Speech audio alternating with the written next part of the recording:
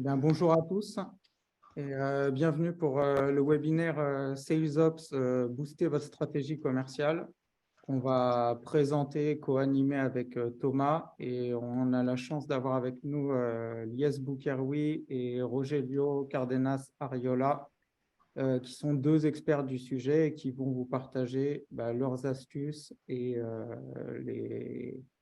leur métier au quotidien, qu'est-ce qu'ils font, comment concrètement les sales ops, ça veut dire quoi déjà, et ensuite comment ça s'applique dans une entreprise. Les sujets qu'on va aborder aujourd'hui, on va parler d'abord de c'est quoi les sales ops et en gros, qu'est-ce que ça englobe. On va parler des outils, technologies et systèmes qui peuvent soutenir au quotidien votre effort commercial. Donc ça, Rogelio et Lies vont vous partager des outils qu'ils utilisent, ou alors des grandes catégories d'outils qu'il faut absolument utiliser dans votre entreprise pour mettre en place une méthodologie SalesOps. On verra dans la partie 3 comment on analyse ces données et comment on repère les axes d'amélioration de son entreprise avec ces données. Puis on partira sur les clients et la stratégie d'acquisition, le forecast, les prévisions de vente que vous faites sans doute de manière trimestrielle, annuelle, peu importe. Comment on automatise ces tâches récurrentes qui sont souvent fastidieuses. On utilisait la statistique qui disait qu'un commercial passait le plus clair de son temps à ne pas vendre, mais à faire des tâches annexes. Comment on gagne du temps là-dessus? Et puis ensuite, comment on harmonise justement ces pratiques commerciales et comment on aide au recrutement, à la formation de ces commerciaux. Et pour ça, on verra un petit exemple qui vous sera présenté par Lies.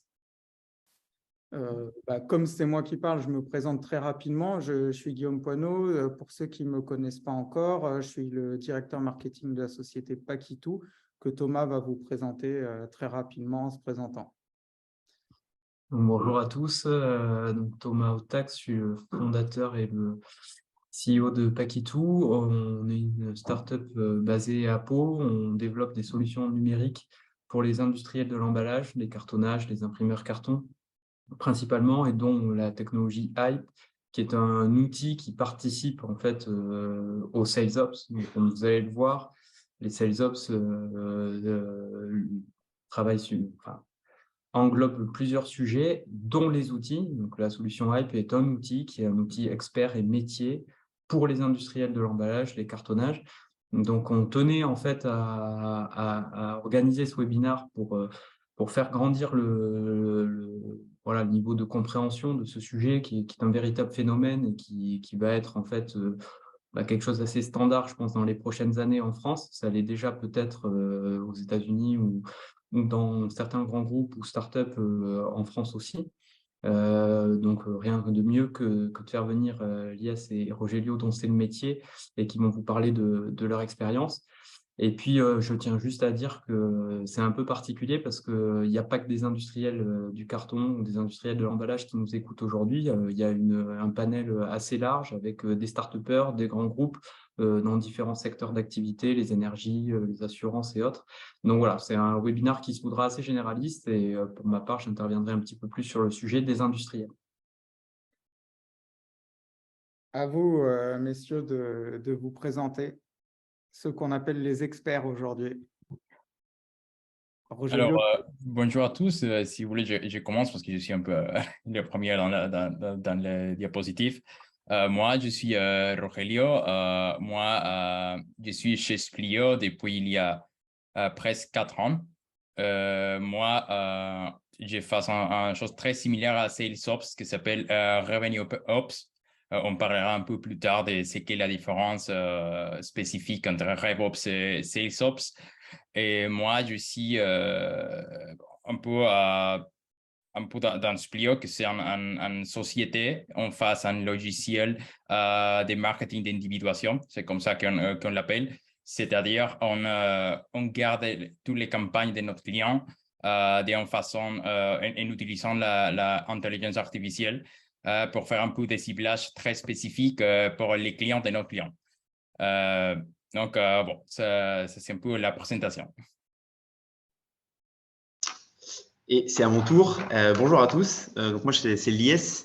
Je suis Head of Sales Operations chez Up2. Up2, c'est une entreprise qui fait du recrutement, de la formation et du conseil sur les sujets de la vente. Donc finalement, c'est un peu ce qui nous lie aujourd'hui, la vente et l'excellence commerciale. Et c'est ce qui est l'ADN de l'entreprise dans laquelle je travaille aujourd'hui. Et donc moi, je m'occupe en interne de l'excellence commerciale et de la performance commerciale de manière générale. On aura l'occasion d'y revenir au sein de cette heure-là, depuis maintenant un peu plus de 2 ans et demi.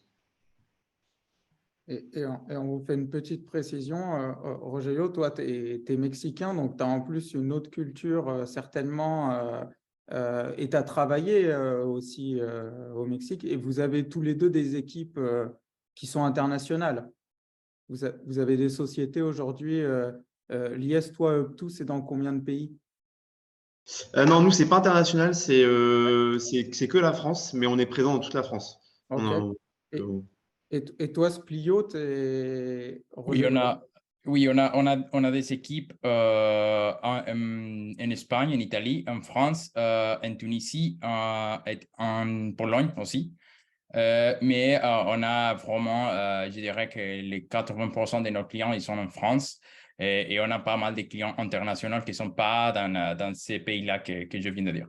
Donc, c'est quand même intéressant de montrer aussi que bien que les sales ops soient, et comme on l'a présenté dans nos articles, hein, que je vous invite à lire si vous ne les avez pas lus, bien que les sales ops soient un concept qui nous vient encore et qui a été marketé par les Américains, là, vous voyez que deux sociétés qui ont un fort business en France, par les sociétés qui font plusieurs millions de chiffre d'affaires avec une forte croissance, et ben, en fait, ils utilisent et ils ont déjà des salariés qui ne s'occupent que de ça.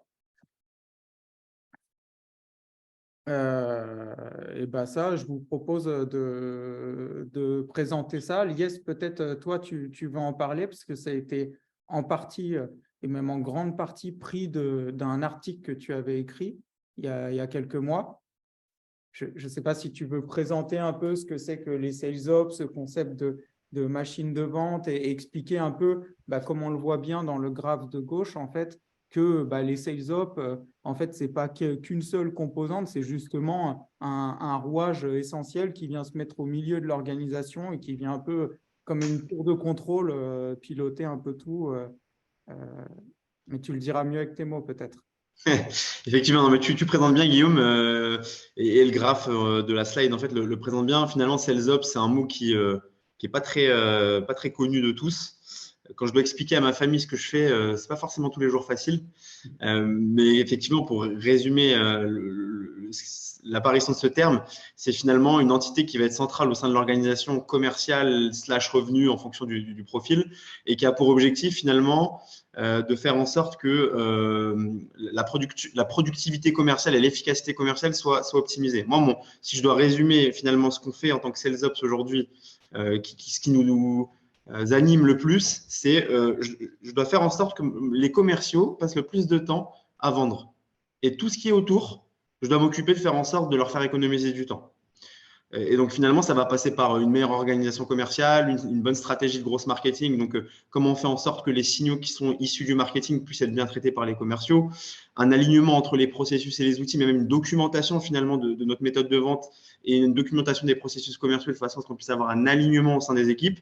Ça passe aussi par des techniques de vente qui sont alignées et qui sont, que ce soit sur l'équipe A, l'équipe B, Benoît, Bastien ou Céline, qui puissent adopter la même méthode de vente. Et s'il y a des questions, qu'on puisse faire en sorte qu'on retrouve finalement les mêmes méthodes de vente au sein des différents supports qu'on vous présentera tout à l'heure de la machine de vente. Et après, ça va aussi toucher la formation et la montée en compétences finalement. Donc, comment on fait en sorte que les collaborateurs qu'on va avoir au sein de notre machine de vente puissent être formés, puissent savoir sur quoi ils ont besoin d'être formés. Par exemple, on va avoir des collaborateurs qui vont être meilleurs sur la capacité à pouvoir aller chercher des rendez-vous, mais pas forcément les closer. D'autres qui vont être meilleurs justement sur la capacité à les closer, mais pas forcément aller les chercher. Donc, comment déjà, nous, dans l'organisation, on est capable de comprendre et de savoir ça.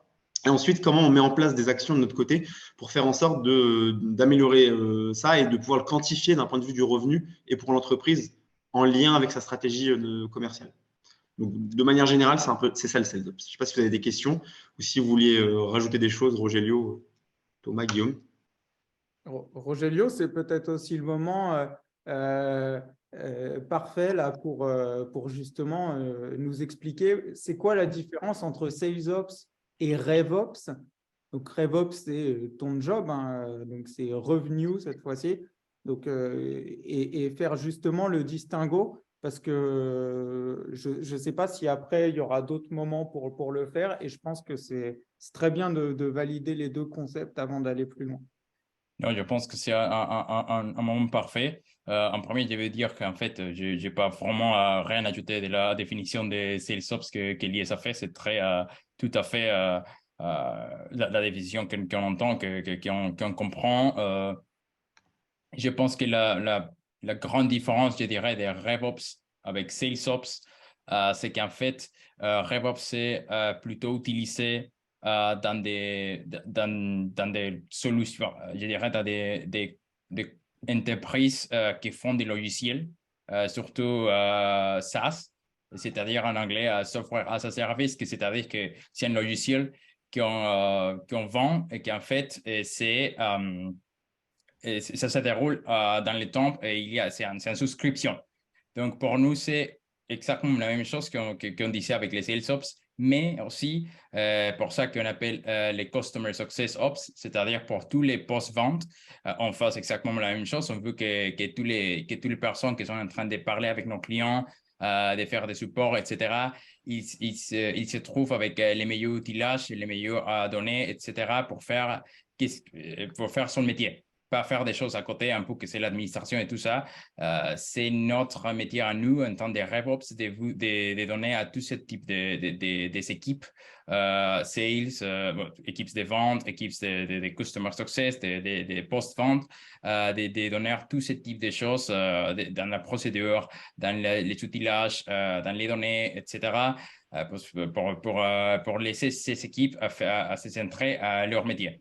Donc, c'est, je pense, la grande différence. Le SalesOps, c'est fait partie aussi des RevOps, mais vraiment, l'objectif, c'est toujours le même, c'est d'avoir des opérations les plus efficaces possibles et de donner à notre client en un temps les meilleurs, on va dire, les meilleurs outils, les meilleurs procédures pour faire leur métier. Très clair.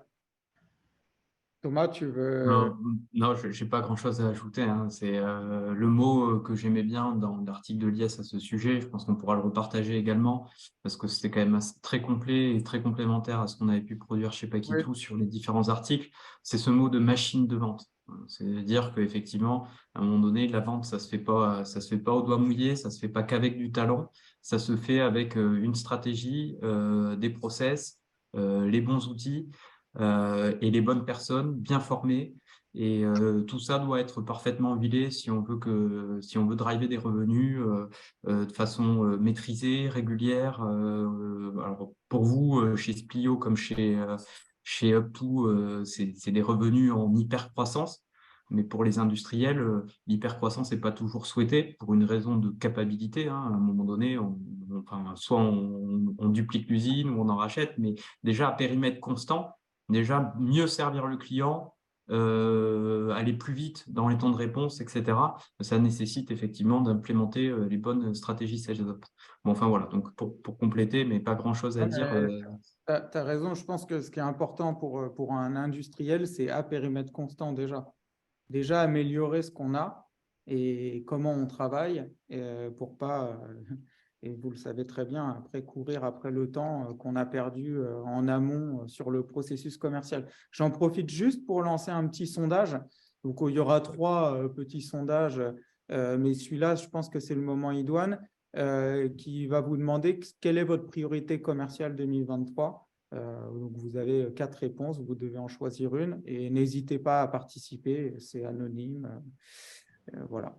Donc je le lance et puis je le couperai dans quelques minutes. Voilà. N'hésitez pas à répondre, même si vous n'êtes pas forcément le décideur dans votre entreprise à ce niveau-là. Vous pouvez aussi partager votre conviction à vous de votre priorité de votre société. Là, on passe quand même à quelque chose qui est essentiel, qui est les outils, les systèmes, les technos que vous pouvez adopter ou alors optimiser pour soutenir votre effort commercial. Et on avait décidé de cadrer cette partie avec 2 questions. Est-ce qu'un bon outil remplace un bon process? Bon, ça, je pense que dans la question, vous avez déjà presque la réponse et vous savez à peu près ce qu'on veut vous dire. Et ensuite, que Lies et Rogelio vous partagent, selon eux, les outils qui sont indispensables et qui sont vraiment le minimum pour démarrer une vraie stratégie SalesOps. Donc, je vous laisse, messieurs, répondre à ces deux questions.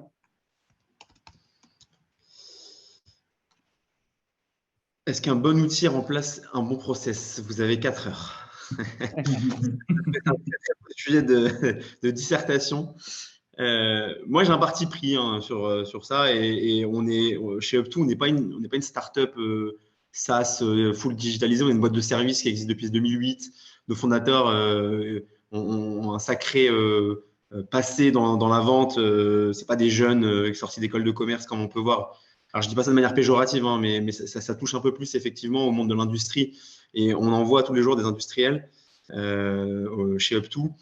Et on sait ce que les entreprises et les PME françaises ont comme type d'enjeu de manière générale, et surtout quel est le niveau de pénétration des outils au sein de ces entreprises-là.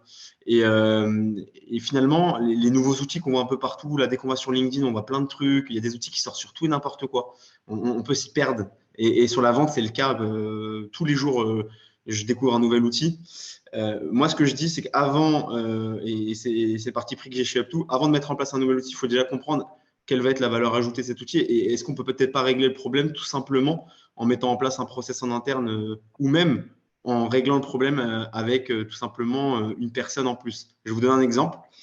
Nous, on avait un souci au niveau de l'efficacité commerciale il y a 1 an. On trouvait que les commerciaux passaient trop de temps à gérer les contrats.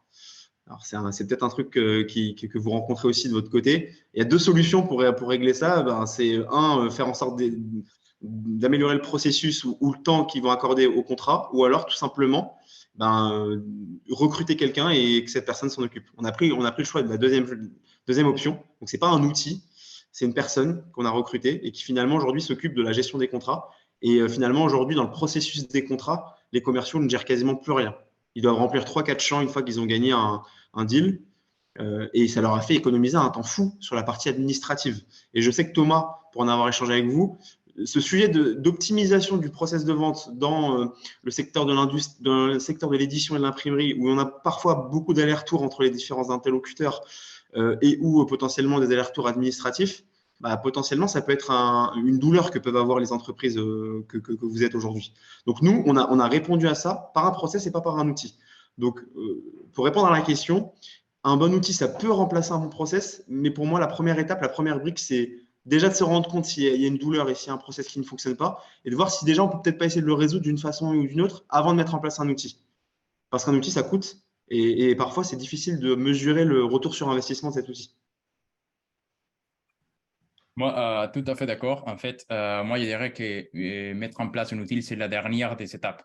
Quand on a un problème, quand on a trouvé quelque chose qui ne va pas, qu'il y a des temps qu'on prend, etc.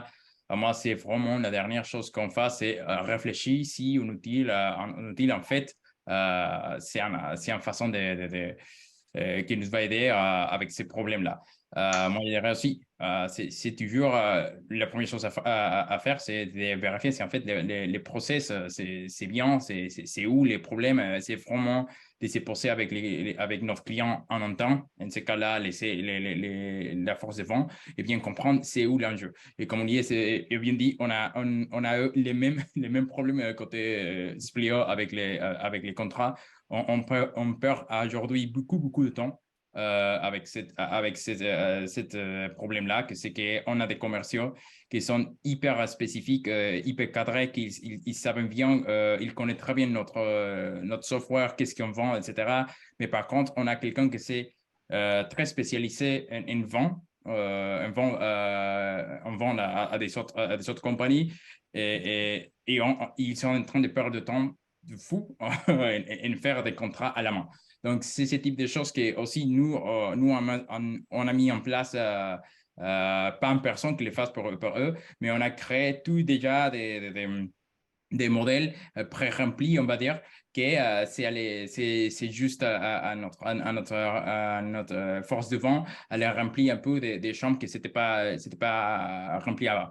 Mais c'est un Microsoft Word, hein, c'est pas vraiment un outil très sophistiqué, etc. Et comme Lies disait, à chaque jour, je pense que chaque semaine, je me fais prospecter par 1 million de outils de vente qui me disent, avec nous, vous verrez vraiment des différences, des défauts, etc., etc. Et vraiment, ce n'est pas le cas. Il y a beaucoup de outils que, franchement, je pense que c'est pas vraiment parce on va trouver l'outil magique qui va vraiment avoir des impacts impressionnants dans ça qu'on fasse.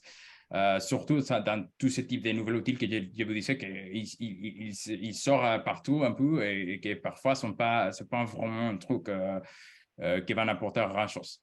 Ouais.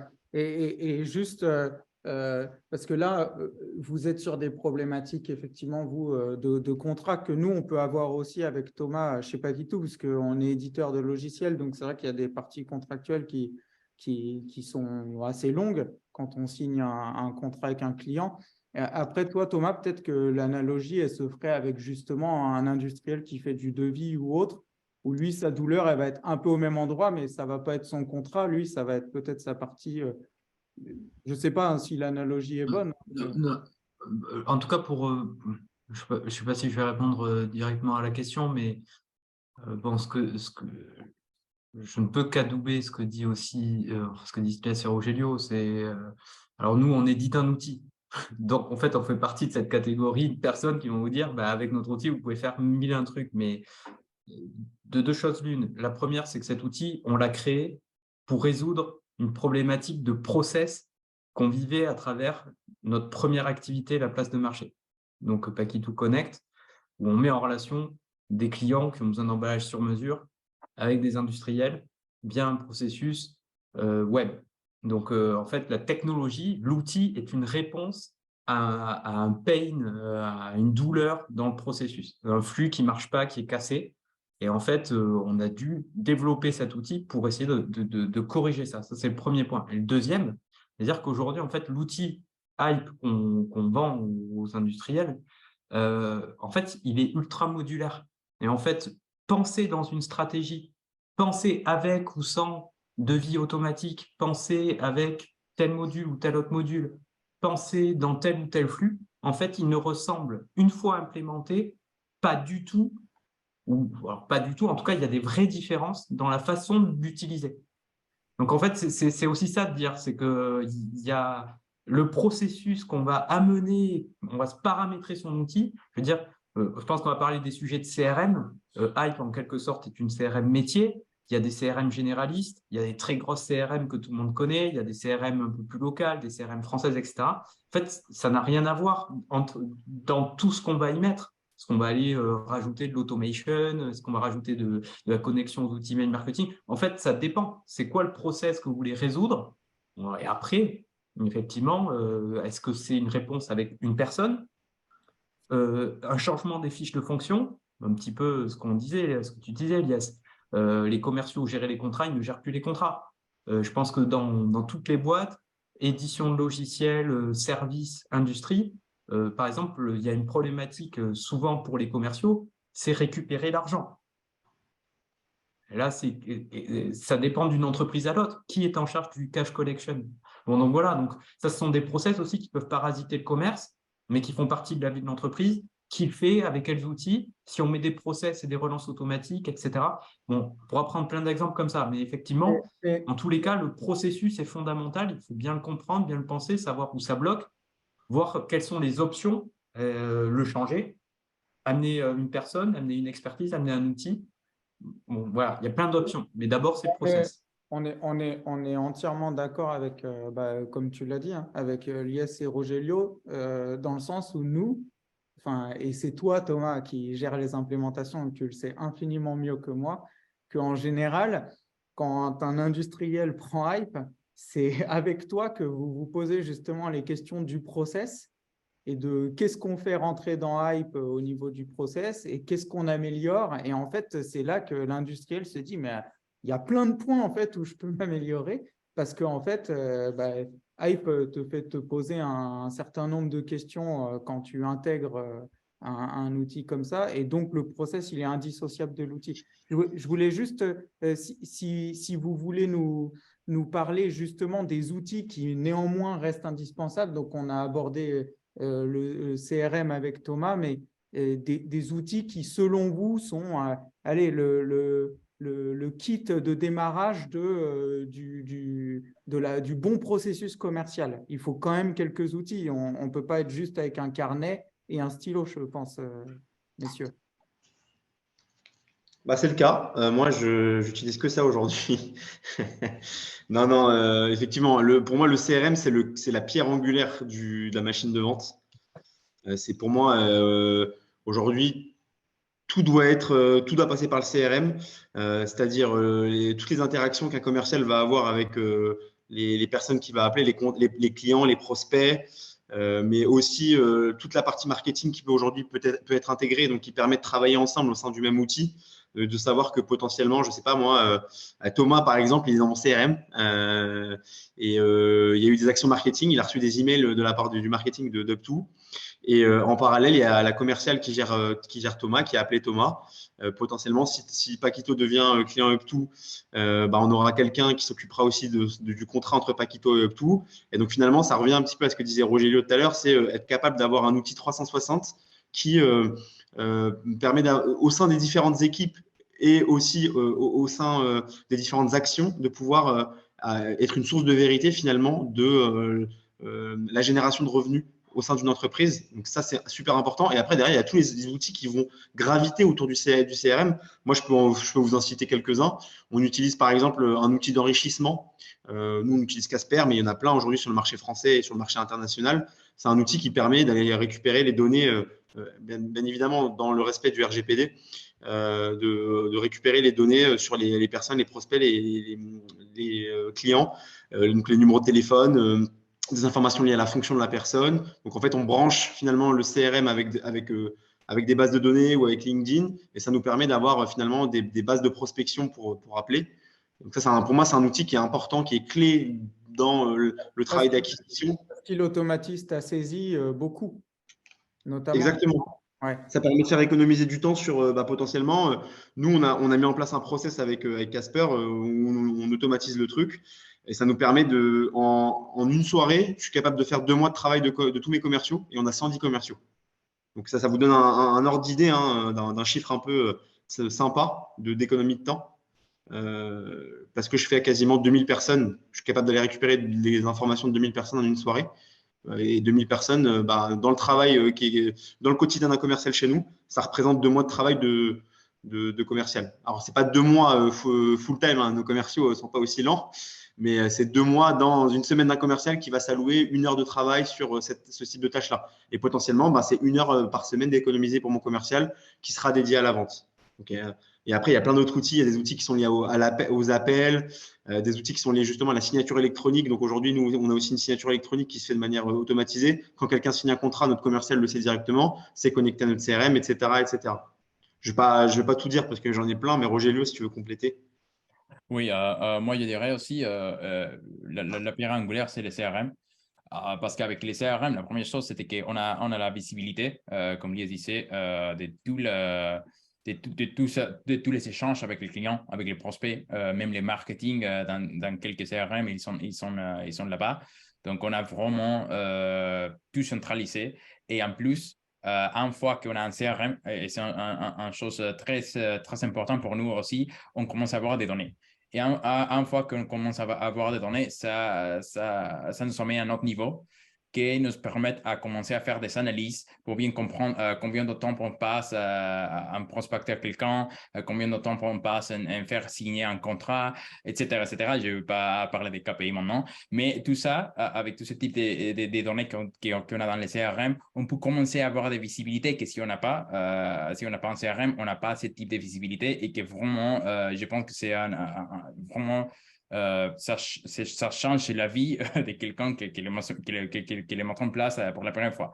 Et après, évidemment, il y a pas mal des outils autour d'un CRM qui sont branchés. De notre côté, on a toute la facturation aussi branchée à notre CRM avec un outil Oracle. On a aussi toute la commission de vente de notre sales automatisé.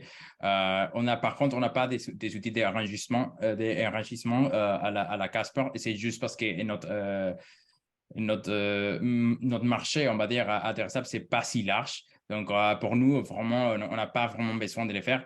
Mais par contre, on a des autres types d'outils, même des outils CS pour les post-ventes qui sont branchés à notre CRM, etc. etc.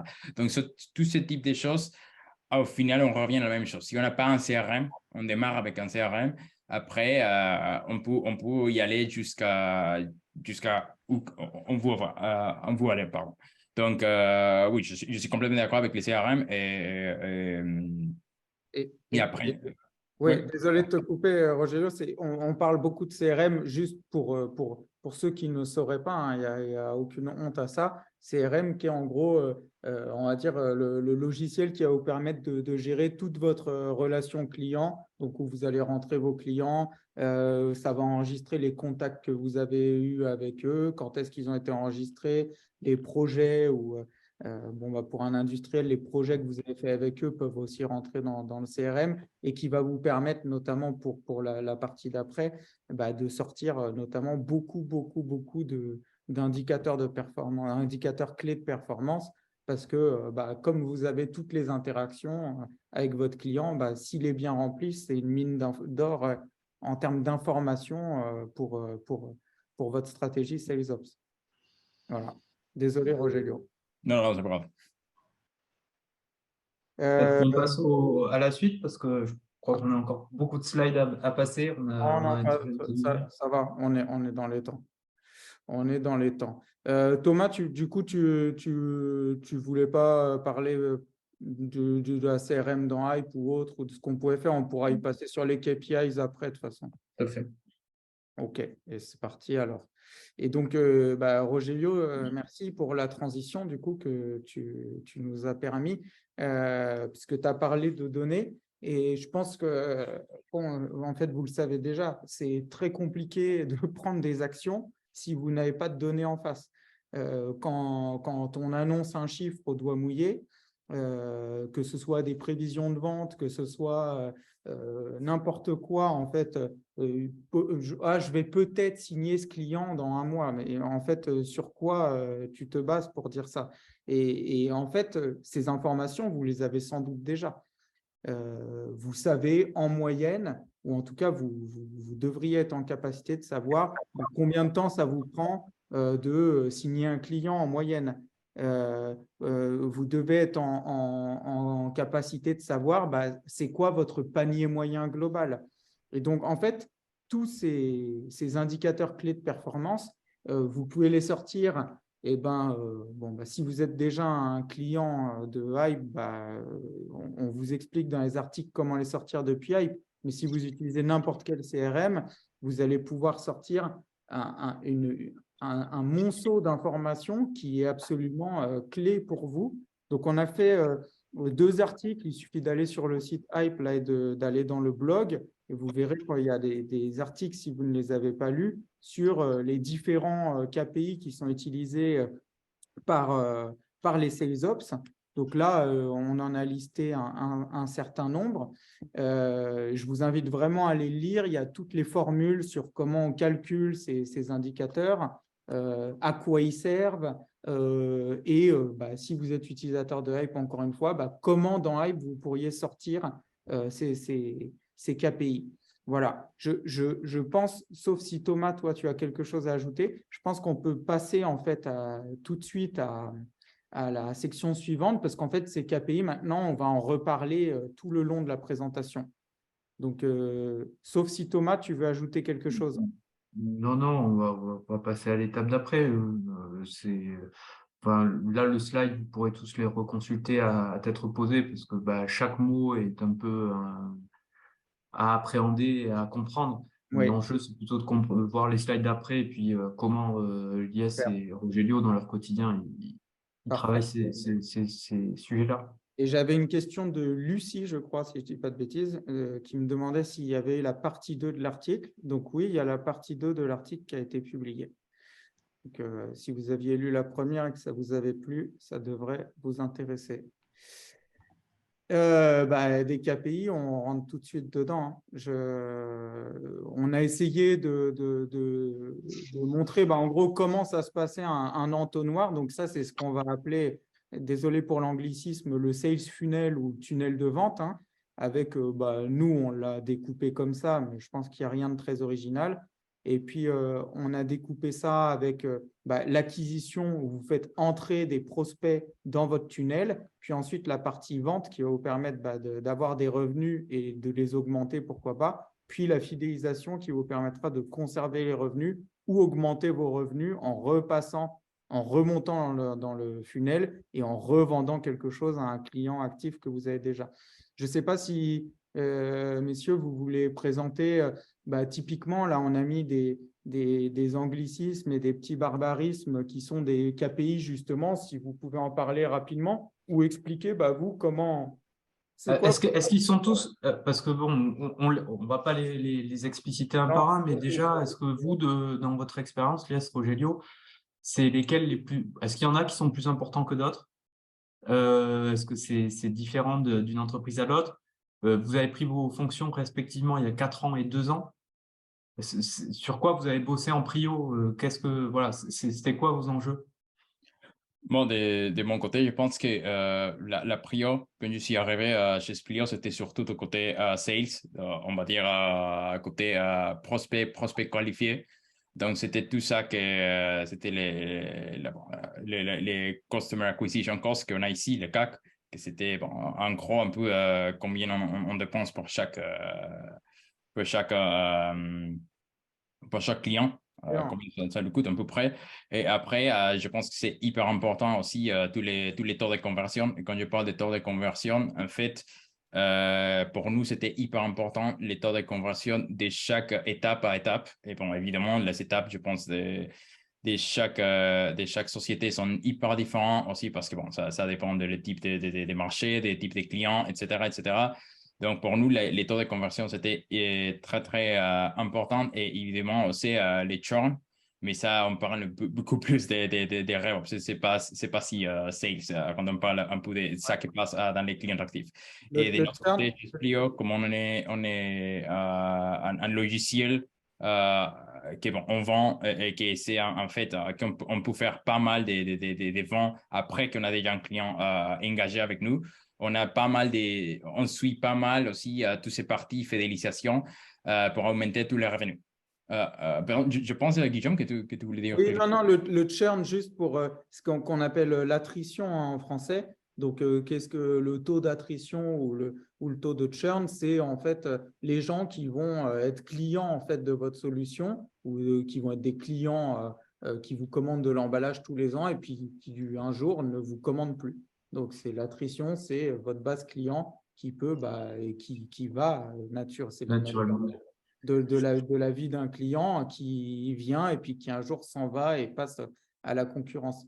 Et du coup, je vois, pour rebondir sur ce que tu disais, Rogelio, il y a un indicateur vraiment, enfin pour moi, important dans ton contexte qu'on n'a pas listé, mais donc dans tout en bas, c'est l'upsell rate en fait. C'est ce que, ou même pas le rate, quoi, l'upsell, puisque tu dis, moi, quand j'ai un client actif, on est capable avec nos outils et notre solution de leur vendre plus. Et on les prend et puis après, on rajoute des briques, on rajoute des modules, on leur vend du service. Donc ça, c'est vrai que ça peut être important. Je pense que chez Up2, c'est pareil, parce qu'on peut vendre un recrutement une fois, et puis après, on peut vendre d'autres recrutements, puis on peut vendre des services, on peut vendre de la formation, on peut vendre du conseil, des audits. Et je sais que chez les industriels, c'est particulièrement clé. Ça coûte ultra cher d'acquérir un nouveau client et de prendre sa première commande. Par contre, une fois qu'il est content, satisfait, on peut lui vendre plus de cartons, on peut lui vendre plus de personnalisation. Donc, c'est vrai que c'est peut-être un oubli qu'on pourra corriger. C'est vraiment tout ce qui est upsell. Je pense que là, on est tous concernés par le sujet, quoi.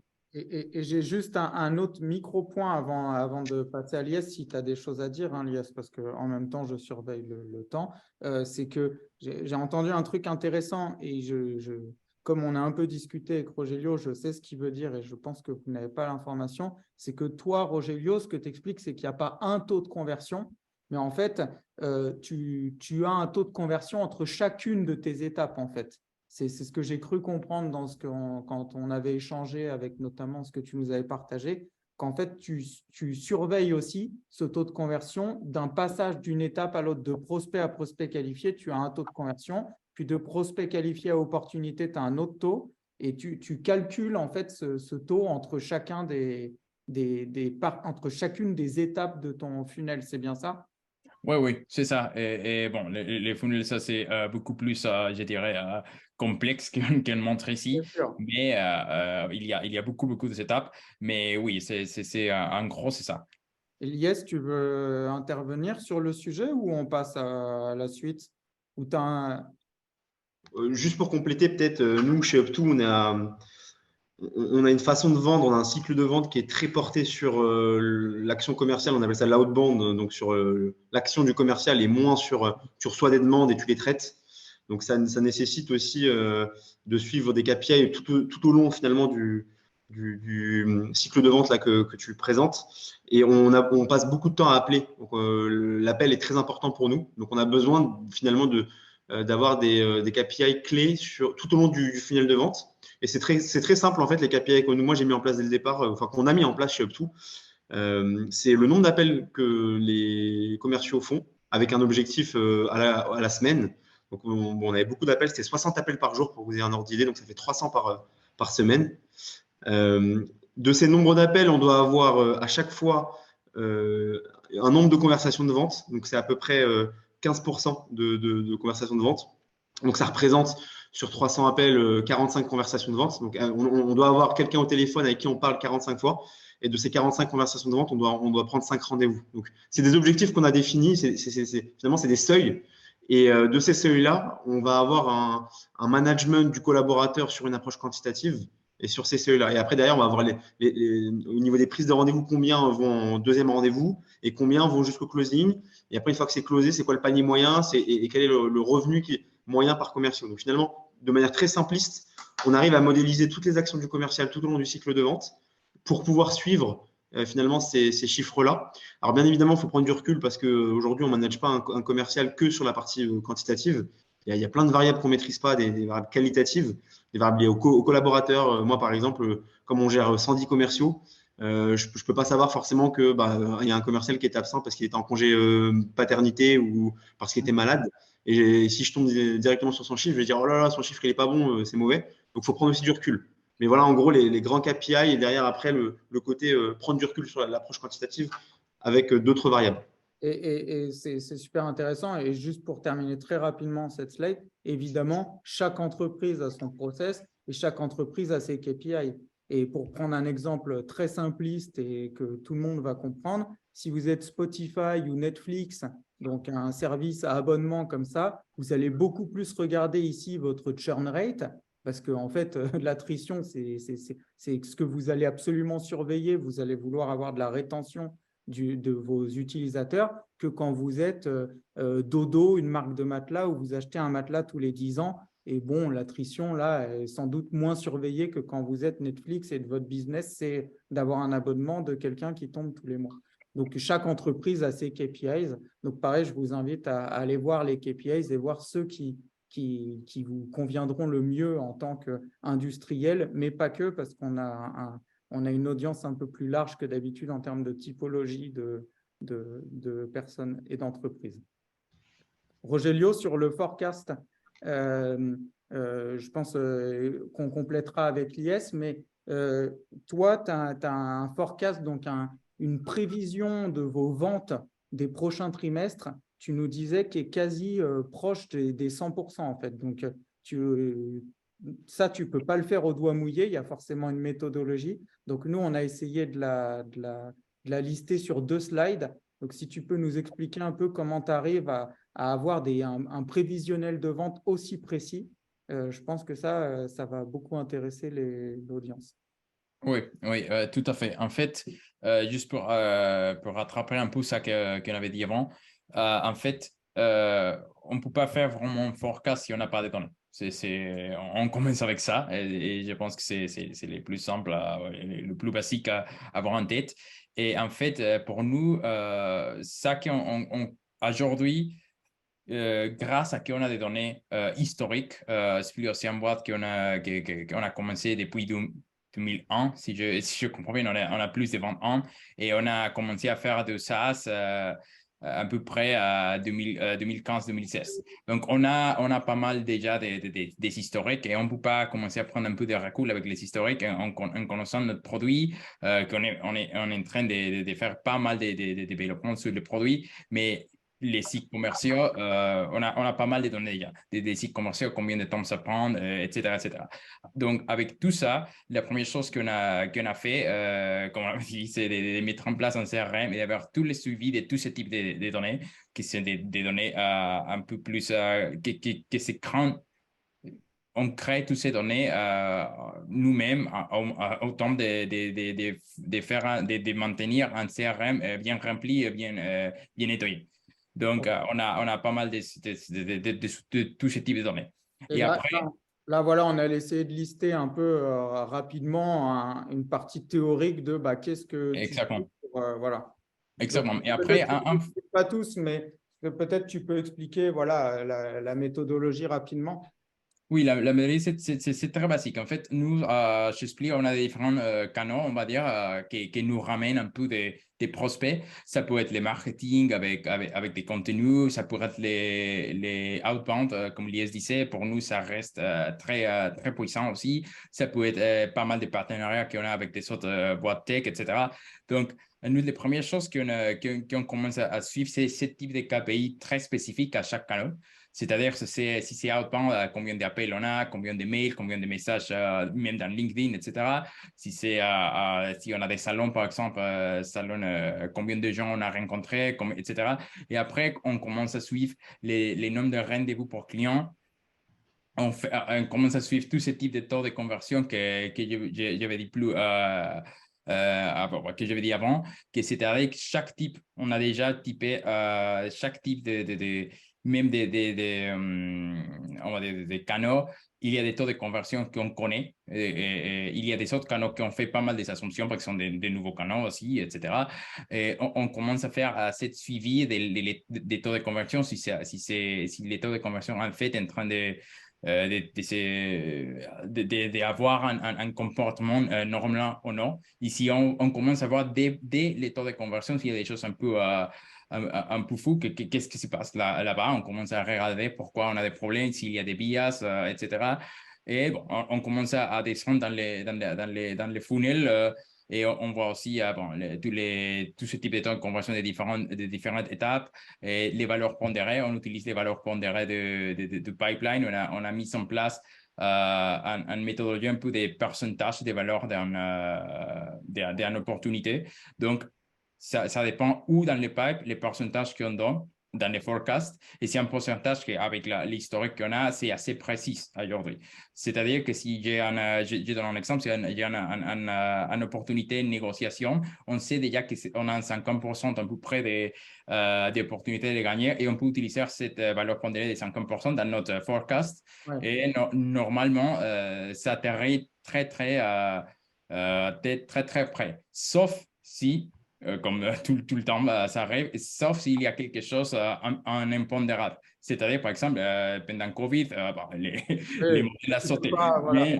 Mais évidemment, tout ça, c'est un peu comme ça marche. Et après, on a aussi dans les clients signés, les clients actifs, comme on est en solution de logiciels, c'est hyper important pour nous aussi de faire le suivi des temps qu'on met en place cette solution-là. Parce qu'en fait, on a besoin pour notre modèle notre business model, on a besoin en fait de mettre en place notre outil, notre produit pour y aller à facturer notre client.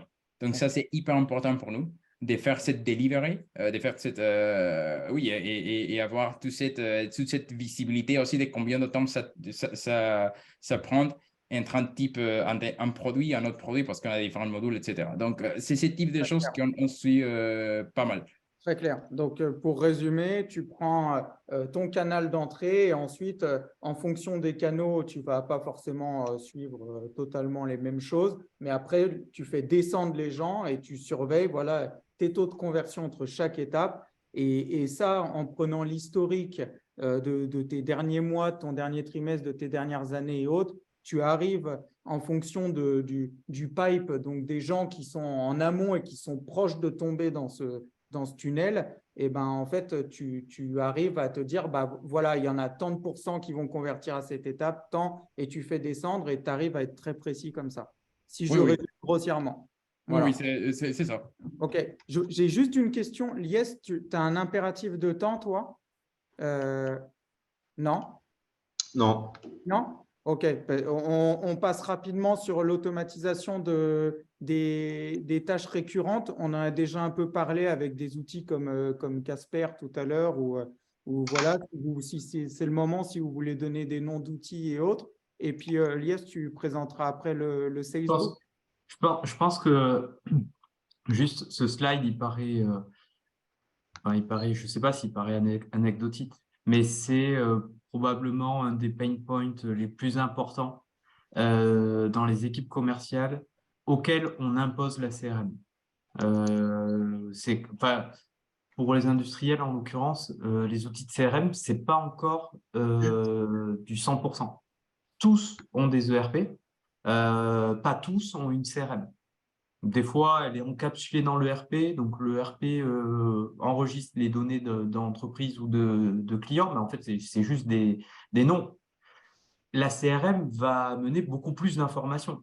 Donc, j'ai fait quoi comme rendez-vous, j'ai quoi comme opportunité, c'est quoi mon compte rendu, etc. Et ça, c'est souvent quelque chose que les équipes commerciales ont du mal à accepter parce que c'est beaucoup de travail, c'est très fastidieux.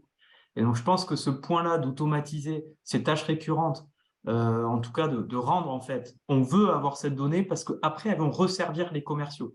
Donc, comment on fait pour garantir un niveau de données suffisant et sans surcharger le temps passé par les commerciaux à faire cet enregistrement d'informations? Donc là-dessus, ouais, c'est quoi les outils? Parce que je pense que s'il y a des commerciaux qui nous écoutent, ils vont se dire qu'est-ce que je passe comme temps sur ma CRM à renseigner des trucs, Ah oui. et ça serait clé voilà, d'avoir vos insights un peu là-dessus, et notamment Lias, on en avait parlé en préparant le webinaire.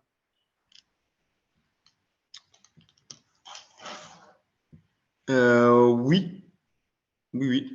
Et c'est à ce moment-là où je me rends compte que j'ai pas écouté du tout ce que tu viens de dire. Je te le disais. C'est la première fois dans un webinaire, mais bravo. Non, c'est quoi, Lies, les tâches? Comment vous faites pour pas que vos commerciaux ils passent leur temps? Parce que tu disais 60 appels semaine. Si je dois Ça taper s'appelle 60 contrats, pardon, jours, jour. 60 appels jour, ça veut dire que si je dois taper 60 fois, il n'a pas répondu. Où il a répondu, il n'avait pas l'air intéressé. Où il avait l'air intéressé, mais il était occupé, je dois le rappeler. C'est ultra long. Comment vous simplifiez la vie des commerciaux pour pas qu'ils passent leur vie à remplir une CRM? Ou est-ce que c'est un mal qu'il faut accepter pour un bénéfice plus grand derrière? Non, non, en fait, ce qu'on vous a présenté en début d'exercice, c'était de se dire que le cœur de notre fonction, c'est de faire économiser du temps à des commerciaux. Donc, je ne peux pas te dire aujourd'hui, c'est tant pis, et puis c'est comme ça. Et, surtout que les appels, ça représente une grande partie de leur activité dans la journée. Donc, finalement, ce qu'on fait pour leur faire économiser du temps, c'est que déjà, on développe des outils ou des méthodos qui leur font économiser du temps.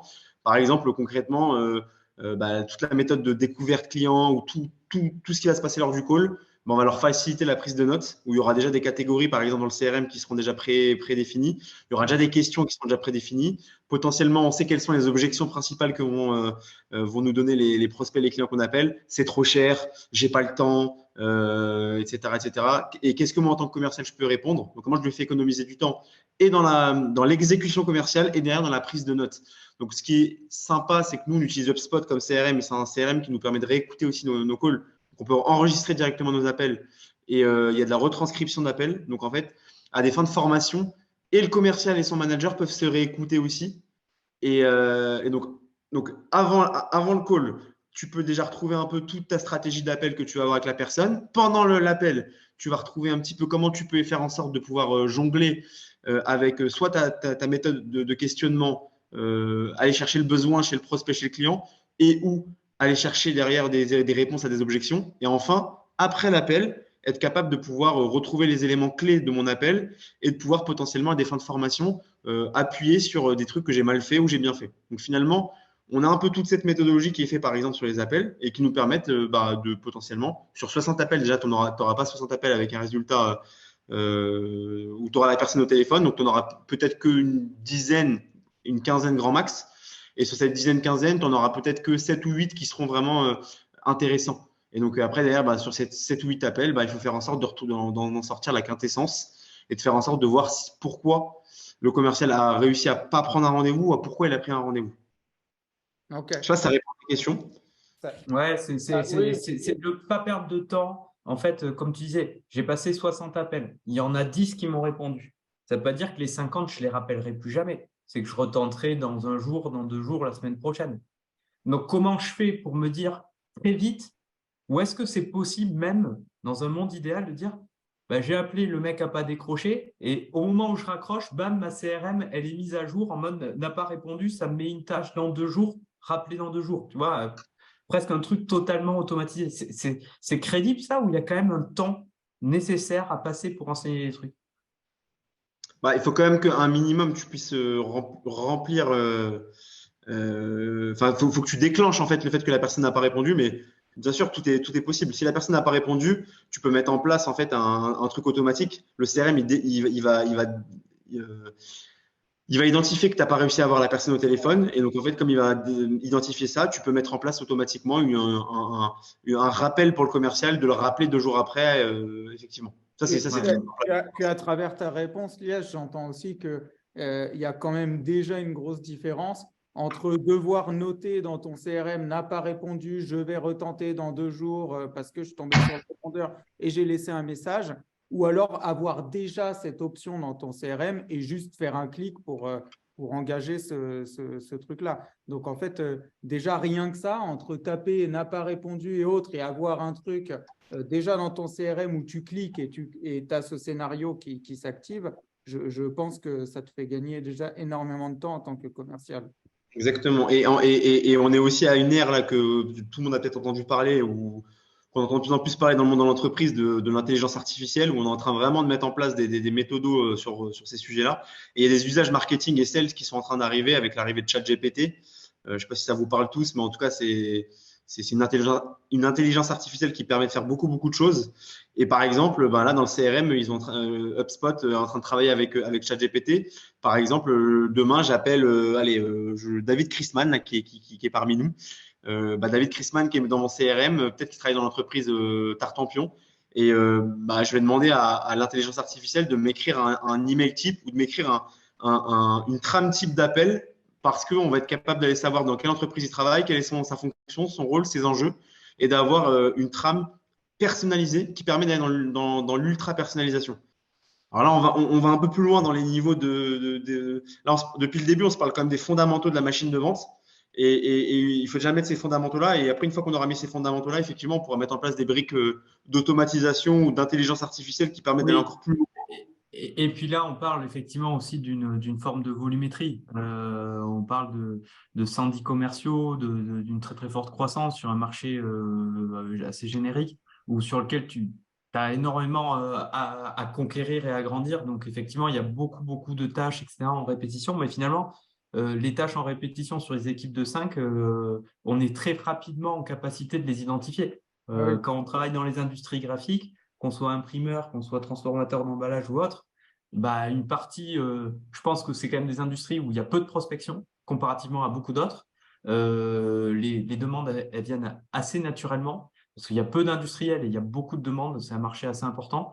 Et par contre, il y a beaucoup de temps passé par les commerciaux sur la gestion des projets. C'est pour ça notamment que notre solution est plutôt orientée vers ça, pour répondre à cette problématique et à cet enjeu.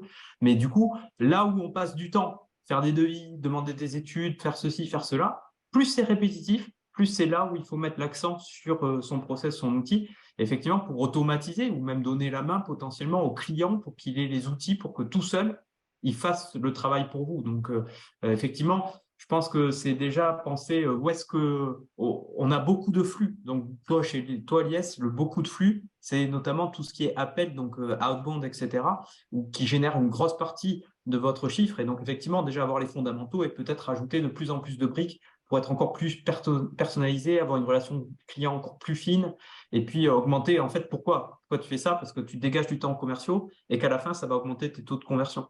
Donc, voilà.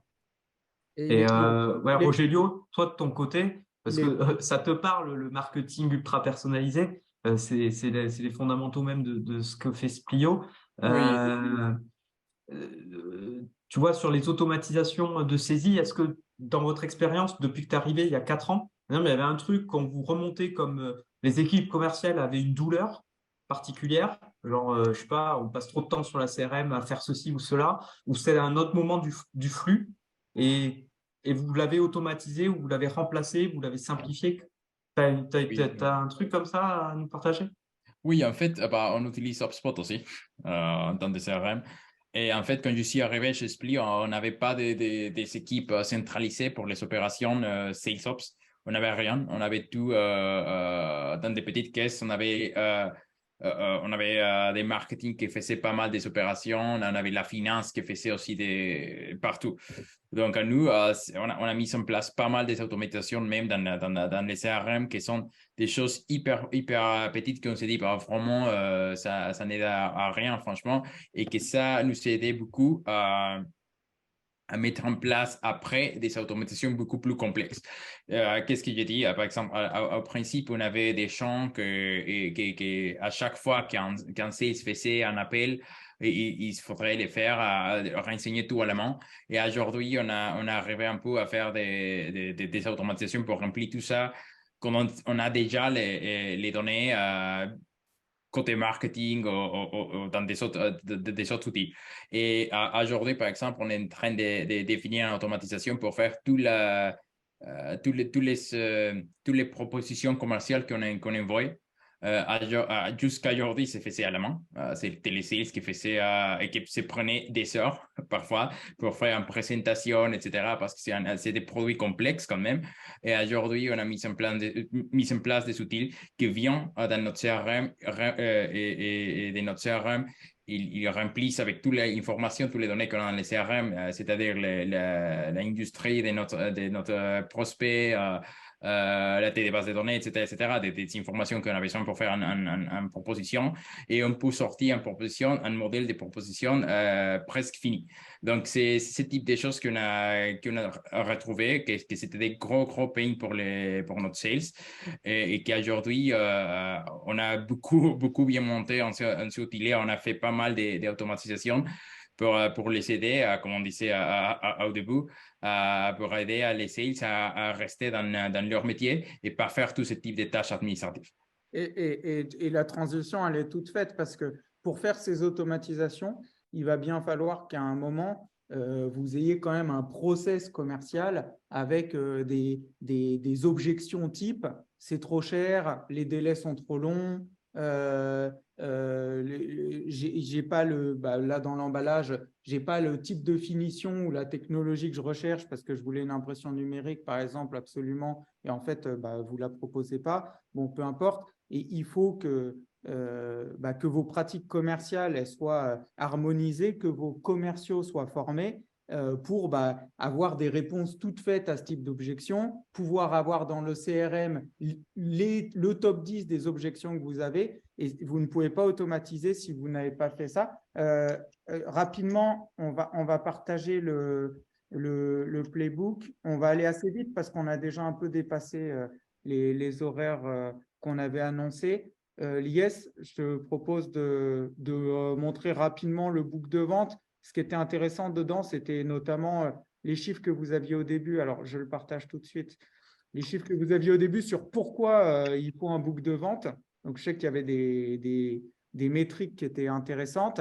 Et puis, rapidement, tu me dis sur quelle section tu veux aller. Et juste pour présenter, ça sert à quoi un book de vente et globalement, pourquoi c'est hyper important que chaque entreprise fasse cet exercice. Ouais, je sais que vous êtes plus beaucoup là et on dépasse un peu le temps. Je vais essayer d'être très concis pour moi, le book de vente, c'est vraiment la première brique, en plus du CRM qu'on a vu là, qui est les outils, qui concerne les outils. C'est la première brique de la machine de vente aussi, de être capable de pouvoir avoir un recueil. Alors, le format, ça reste à votre main, ça dépend aussi de vos intranets, de ce que vous avez l'habitude d'utiliser. Mais en gros, il faut être capable d'avoir un recueil des bonnes pratiques commerciales. Dans les bonnes pratiques commerciales, il va y avoir finalement les process commerciaux. Je sais pas, par exemple, je prends un rendez-vous, qu'est-ce que je dois faire en tant que commercial?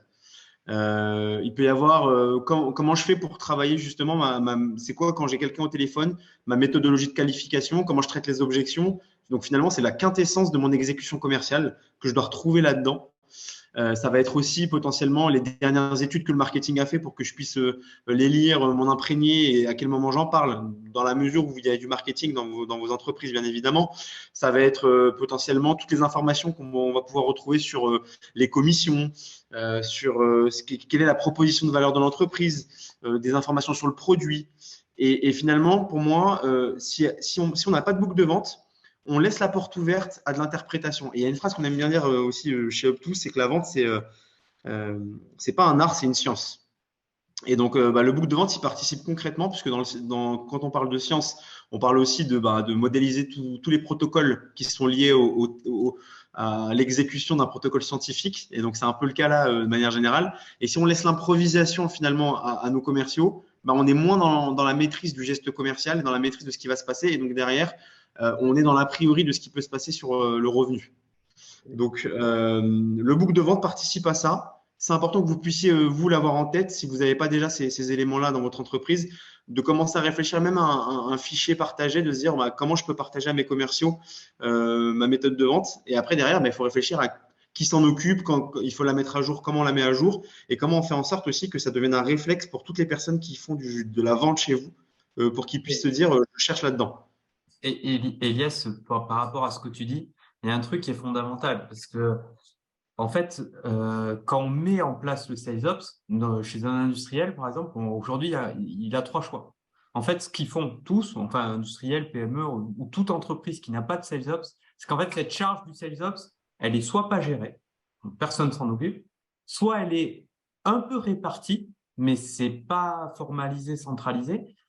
Soit ça vient par une direction générale qui, de temps en temps, vient dire il faut qu'on soit meilleur sur ça et je prends un peu le sujet. Ce que moi, j'ai pu constater, c'est que quand c'est le cas, par exemple, voilà, je suis patron de la boîte, a priori, je me dis que c'est moi qui sais mieux vendre le produit. Mais en fait, peut-être que je me trompe complètement. Et donc, si on revient sur les histoires de l'analyse des données, si j'ai un outil qui me permet d'analyser et de voir qu'en fait, le meilleur commercial dans la team, c'est Jérôme, c'est Amélie, c'est Lies, peu importe, peut-être que je peux commencer par voir et essayer de modéliser ce qui marche chez lui et pourquoi il surperforme par rapport au reste de l'équipe. Après viendra d'autres choses, mais peut-être que des fois, la vérité, elle vient d'un bon process et aussi d'un partage. Quand tu disais de commencer simplement à formaliser, peut-être que des fois, c'est dire, tiens, mais on a noté que lui, il a vraiment des très bonnes performances et peut-être même, Rogelio, tu me diras, c'est pas la même personne qui est bonne à un niveau de tunnel qu'un autre. On a des commerciaux qui ont des profils de chasseurs, donc qui sont très bons pour ouvrir. Et on a des commerciaux qui sont plus techniques, qui vont avoir des profils de closer peut-être. Donc peut-être c'est de dire comment je modélise la surperformance de l'un par rapport à l'autre dans son niveau ou là où il est le plus à l'aise. Et je voudrais juste rajouter un truc, parce que moi j'ai vu un book de vente pour imprimeur une fois dans ma vie, un imprimeur sur carton. Et bien, ça donnait quoi? Ça donnait un livre qui s'était imprimé. Tu vois, un livre avec des pages que tu arrives à tourner. Et dedans, il avait encapsulé, en fait, chaque papier ou carton qu'il vend. Il avait encapsulé un effet de finition, le même décor qu'il avait imprimé selon différentes technologies, en rajoutant des vernis, en rajoutant des pelliculages, etc. Et tous ces commerciaux pouvaient aller en rendez-vous client en disant quand je vous vends telle finition, je ne vous dis pas c'est super beau, mais ça va être aussi super cher, c'est toucher là du doigt. Et donc, par exemple, moi, je pense que c'est hyper complémentaire d'avoir un outil qui te permet peut-être d'assumer ton process, mais avoir des éléments à l'appui. Par exemple, je sais pas, je prends Exaprint, je ne sais pas si chez vous, dans vos expériences, Lies ou Rogelio, Exaprint t'envoie chaque année, si tu es client chez eux, un échantillon de tout ce qu'ils font, avec des nouveautés, des trucs, des machins. Bon, c'est du marketing, ça. Mais en fait, si tu as ça dans ta pochette de commercial, alors là, on parle de produits physiques. Pour vous, vous vendez du service ou du logiciel, c'est un peu différent. Quoi qu'en logiciel, en fait, tu mets quoi? Plein de tutos, des formations, des webinars. C'est vrai, nous, c'est ce qu'on fait aussi. Donc, on peut amener effectivement, on peut vraiment avoir un book qui crée tous les protocoles, mais qui peut t'amener aussi des vidéos, des tutoriels, des teasers présentations, voilà, des échantillons ou que sais-je, quoi. Donc, est-ce qu'on pourra le partager, Lies, simplement ce book de vente là qu'on partageait très rapidement? Est-ce Bien qu'on pourra le sûr, partager avec tous nos inscrits au webinaire? bien sûr. Là, je pense que c'est un truc exceptionnel. Pour vous, ça a un peu changé la donne au moment où vous l'avez formalisé. Vous l'avez vu comment? Bah, nous, en fait, effectivement, enfin, ça c'est même, c'est venu comme une évidence entre guillemets parce que en fait, c'est aussi ce qu'on vend en externe. Donc forcément, on se l'est appliqué à nous-mêmes. Mais ce que ça change, c'est que déjà en termes de sollicitation, bah, des personnes qui vont être porteurs du savoir dans l'entreprise, ça limite les sollicitations. Bah, nous, en tant que sales ops, bah, par exemple, dès que j'ai des questions où je sais que j'ai la réponse là-dedans, ben, j'oriente vers la Sales Bible. On appelle ça la Sales Bible, la Bible du commercial. Tellement c'est important chez nous. Et donc, finalement, j'ai plus de personnes qui viennent me poser des questions qui ne sont pas là-dedans. Et le document, il fait 180 pages aujourd'hui parce qu'on a énormément de choses. Alors, bien évidemment, faut pas que ça fasse 180 pages chez tout le monde. Mais on a des tonnes de process, on a plein de choses qui ont été mises en place. Et donc, finalement, ça fait économiser du temps d'un côté. Et surtout, en fait, l'avantage qu'on a, c'est que tout le monde applique la même méthode. Donc, on a un vrai alignement entre les commerciaux, chose qui n'était pas le cas quand on est arrivé. Et je pense que c'est un des vrais dangers quand on n'a pas de méthode de vente, c'est de faire en sorte que les commerciaux fassent selon leur bon vouloir. Et effectivement, qu'on puisse derrière, comme tu disais Thomas tout à l'heure, qu'on puisse penser que le meilleur commercial, c'est le commercial qui a le meilleur chiffre, sans réfléchir à la méthodo derrière qu'il applique. Et ça, c'est un vrai danger. Hmm. Chaque commercial a sa façon de vendre, en plus, ne met pas l'accent sur les mêmes arguments. euh, et il y a juste à voir Thomas, il est infiniment plus technique que moi sur Hype et il ne parle pas la première fois de Hype de la même façon que moi quand je parle à quelqu'un qui pourrait être un prospect sur un salon ou autre. Et en fait, les gens ne pensent même pas à suivre ça, à dire mais pourquoi lui, il marche bien? Et pourquoi il arrive à ouvrir plus de portes que l'autre commercial? Est-ce qu'il est juste meilleur? Non, peut-être qu'il n'utilise même pas les mêmes arguments, tout simplement. Donc, si vous arrivez à harmoniser ça avec un Facebook aussi en prenant les meilleures pratiques de vos meilleurs commerciaux, c'est tout bénef. Si vous voulez un Facebook, vous pouvez contacter l'IS aussi. C'est une prestation que vous faites chez Up2, l'IS. Ouais, bien sûr. J'ai pas forcément mis en avant nos services parce que c'est pas l'objet, mais on fait des audits de machines de vente pour voir quel est le niveau de maturité de l'entreprise sur les sujets commerciaux. Et après, derrière, on propose pas mal de choses, soit du recrutement de commerciaux, soit de la formation des commerciaux en place, soit effectivement la mise en place de un book de vente, des méthodes de vente et les premières fondations finalement de ce que va être un sales ops derrière. Donc, on fait ce genre de prestations et s'il y a des gens qui sont intéressés, bah, vous avez mon contact bien évidemment. Oui, voilà, on a laissé toutes les coordonnées dans le document qu'on vous partagera. Rogelio, tu voulais terminer sur cette histoire. Vous avez un Facebook aussi? C'est des choses que vous ne faites pas encore? Oui, oui, on appelle exactement la même, pareil, on a un bible de commercial. Mais je pense que c'est surtout centré dans toute la procédure un peu plus corp. C'est-à-dire, c'est surtout parce que les types de produits qu'on vend, ça s'est complexifié de plus en plus. Bah, je ne vais pas dire, mais on a fait on a fait une forte croissance un peu avec des achats d'entreprise les dernières années. Donc, ça a complexifié beaucoup la procédure, etc. Donc, on a, oui, on va dire, un endroit centralisé avec toutes les connaissances, mais c'est surtout procédure, produits, etc. Pas vraiment un peu, si on parle de gestion des objections, etc., pas vraiment sur ces sujets-là. Mais oui, on a quelque chose déjà fait.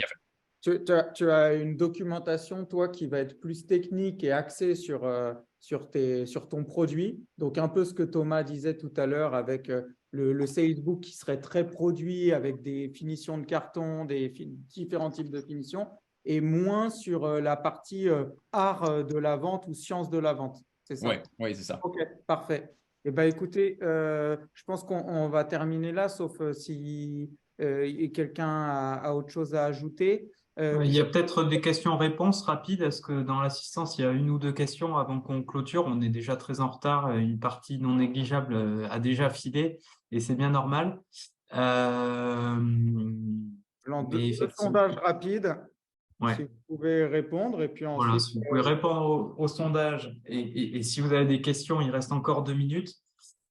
Ces vous 2 avez minutes, les moi, annexes dans la je- présentation aussi. voilà, bon, on communiquera en tout cas aux inscrits qu'on fera un compte-rendu de ce webinaire avec le replay dans les prochains jours, prochaines semaines ou plus tard. Moi, j'en profite pour vous remercier très fortement, Rogelio Liès, pour votre gentillesse d'avoir accepté de prendre du temps de partager votre expérience. Je pense qu'il y a beaucoup plus à dire que tout ce qu'on a pu dire en 1 heure. Il y a vachement plus à creuser, mais si au moins certains ont pris la mesure de ce que sont les sales ops et en quoi ils peuvent vraiment booster la performance commerciale d'une entreprise, je pense qu'on aura atteint déjà un objectif non négligeable. Et puis voilà, c'est un sujet qui je dirais, a le vent en poupe, mais pas parce que c'est une mode, parce que ça devient fondamental en fait. Vous avez une idée juste comme ça là, c'est né où et c'est né il y a combien de temps et c'est quoi la différence, vous voyez, entre est-ce qu'en France on est en retard sur ce sujet? C'est quoi votre analyse là-dessus, juste Rogelio Liès, pour conclure? Le côté un peu historique de tout ça.